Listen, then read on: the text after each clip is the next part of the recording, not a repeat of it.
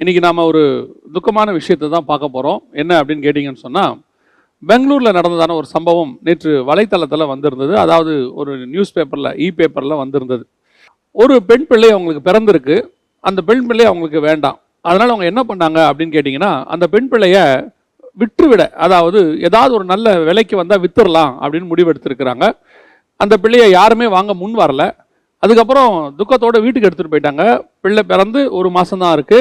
அந்த நேரத்தில் அவங்க என்ன பண்ணியிருக்கிறாங்க, பக்கத்து வீட்டுக்காரங்கிட்ட தெரிஞ்ச ஒருத்தர்கிட்ட சொல்லி இந்த பிள்ளைய விற்று போடுறதுக்கு ஏதாவது ஒரு வாய்ப்பு இருந்தால் சொல்லுங்கன்னு சொல்லி, அப்புறம் பக்கத்து கிராமத்தில் உள்ளவங்க அந்த பிள்ளைய வாங்கிக்கிறேன்னு சொல்லி அந்த பிள்ளைய ஏறக்குறைய 1 லட்சம் ரூபாய்க்கு அந்த பிள்ளைய விற்றுருக்குறாங்க.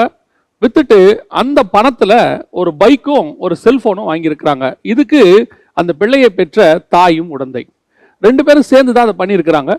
இந்த விஷயம் எப்படி வெளியே வந்தது அப்படின்னு சொல்லி பார்த்தீங்கன்னு சொன்னால், 1 மாதம் பிள்ளை இருந்துச்சு, அதுக்கப்புறம் பிள்ளை இல்லையே அப்படின்னு சொல்லி பக்கத்து வீட்டுக்காரங்களாம் கேட்கும் போது, இவங்க ஏதோ சொன்ன காரணங்களால் அவங்க திருப்தி அடையாதவங்க பக்கத்து வீட்டுக்காரங்களாம் சேர்ந்து போலீஸில் போய் ஃபோன் பண்ணியிருக்கிறாங்க.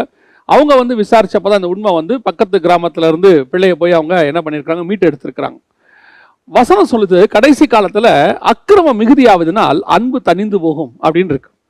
தீமோத்தேயு நிருபத்தில் பவுல் சொல்றாரு 3ஆம் அதிகாரம் 3ஆம் வசனத்துல, சுபாவ அன்பில்லாதவர்களாய் மனுஷன் மாறி போவான்னு இருக்கு.